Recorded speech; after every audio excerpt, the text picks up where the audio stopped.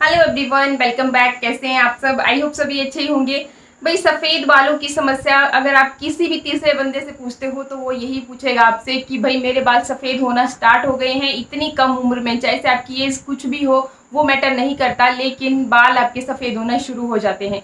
इक्का दुक्का बाल सफ़ेद हो रहे होते हैं, फिर हम क्या करते हैं कि बाजार में जो मिलती है केमिकल वाली डाई उसको अपने बालों में लगाना शुरू कर देते हैं। फिर नतीजा ये होता है कि जो बाकी के बचे कुचे बाल हैं वो भी सफ़ेद होना शुरू हो जाते हैं।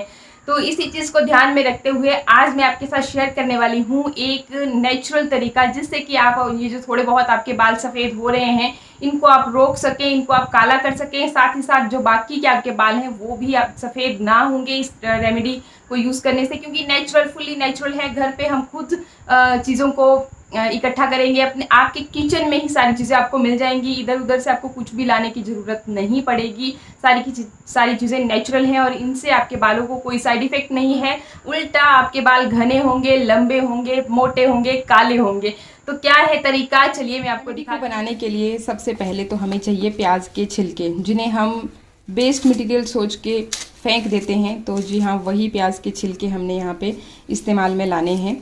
तो देखिए, इस तरीके से 3-4 प्याज के छिलके आप लोगे और उन्हें हमें यहाँ पे लेना है। प्याज के छिलकों में, जैसा कि आपको पता है कि प्याज में सल्फ़र काफ़ी हाई क्वांटिटी में होता है, जो कि आपके बालों की ग्रोथ के लिए बहुत बेहतरीन होता है।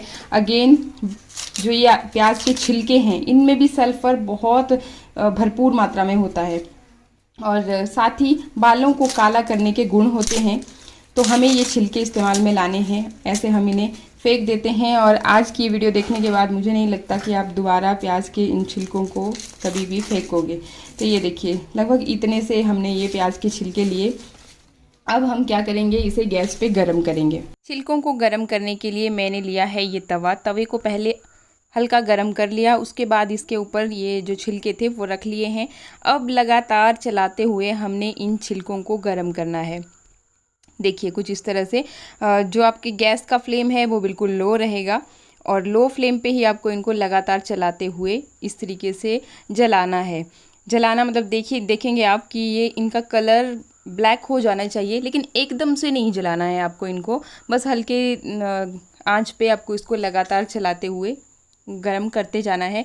और ये देखिए, अभी जो छिलके हैं वो हमारे लगभग काले हो चुके हैं, इक्का दुक्का बच गए हैं जो कि काले नहीं हुए। अब मैंने इसे एक मिक्सर जार में डाल दिया और अब इसे हम अच्छी तरह से पीस लेंगे। और ये देखिए, जैसे बिल्कुल एक डाई होती है काले रंग की, उस तरीके का पाउडर हमारे पास ये बन के रेडी हो जाता है। तो इसे मैंने कर दिया साइड में। और अब जो नेक्स्ट इंग्रेडिएंट हमें चाहिए वो है ये कलौंजी। बहुत सारे अचार मुरब्बे में डाली जाती है, तो ईज़िली आपको मार्केट में मिल जाती है या फिर आपके किचन में भी ज़रूर मौजूद होगी। तो 1 चम्मच मैंने यहाँ कलौंजी का लिया है। इसके अलावा देखिए, ये मैंने लिया है आंवला। ये सूखा आंवला है जिसे मैंने खुद प्रिपेयर किया है। अगर आपको मार्केट में इस तरह का आंवला मिलता है तो बढ़िया है, क्योंकि इसका जो फ़ायदा होगा वो बहुत ज़्यादा होगा एज़ कम्पेयर टू अगर आप मार्केट से कोई भी पाउडर फॉर्म में आंवला लेके आते हो तो। लेकिन इन केस अगर आपके पास नहीं हो, आपको इस तरह का सूखा आंवला भी ना मिले, तो आप जो मार्केट में मिलता है वो भी यहाँ पे ले सकते हैं। तो देखिए, ये जो प्याज के छिलके थे उसे भी मैंने ये कटोरी में ट्रांसफ़र कर दिया है और सेम इसी जार में मैंने ये जो कलौंजी और आंवला लिया था इसे अच्छी तरह से पीस लिया है।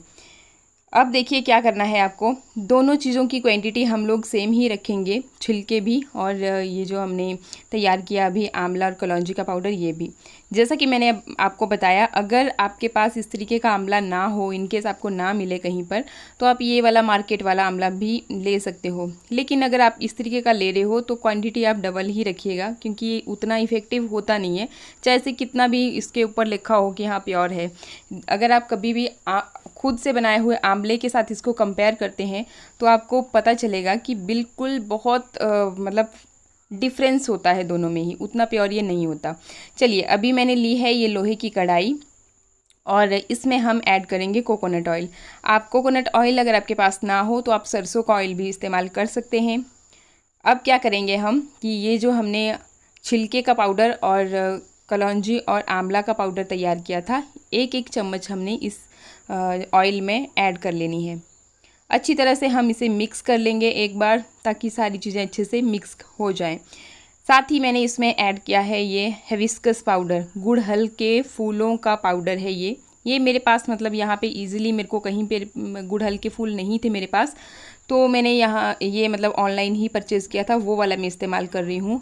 जैसा इसके ऊपर लिखा है हिबिस्कस फ्लावर पाउडर, तो यही वाला आपको लेना है। अगर आपके पास फूल हैं कहीं पर तो आप उसका भी पाउडर तैयार करके इस तरीके से ले सकते हैं, या फिर फूलों को भी आप डायरेक्टली इसमें ऐड कर सकते हैं, क्योंकि हम इसे पकाने वाले हैं।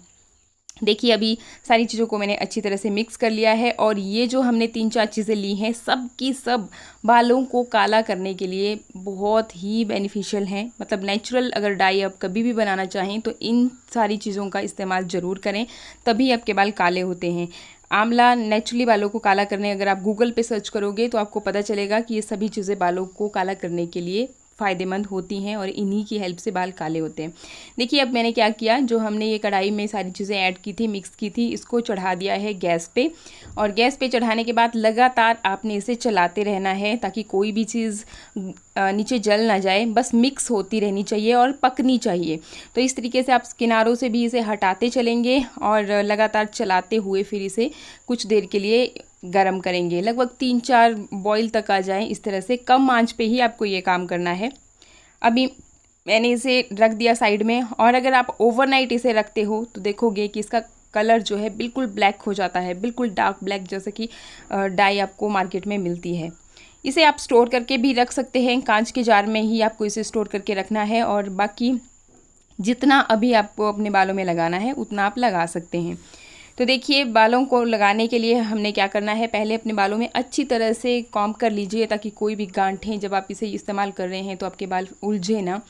तो इस तरीके से जैसे ब्रश की हेल्प से भी आप इसे लगा सकते हैं, जैसे हम डाई को लगाते हैं, या फिर आप ग्लव्स पहन लीजिए और फिर अपने हाथों की हेल्प से इसे अच्छी तरह से लगाइए। अगर आप डायरेक्टली हाथों की हेल्प से लगाते हैं तो मे बी आपके हाथों में भी कलर चढ़ जाएगा। तो इस तरह से देखिए अच्छी तरह से अप्लाई करने के बाद फुल लेंथ पे भी आप अप्लाई कर सकते हैं, स्कैल्प में भी।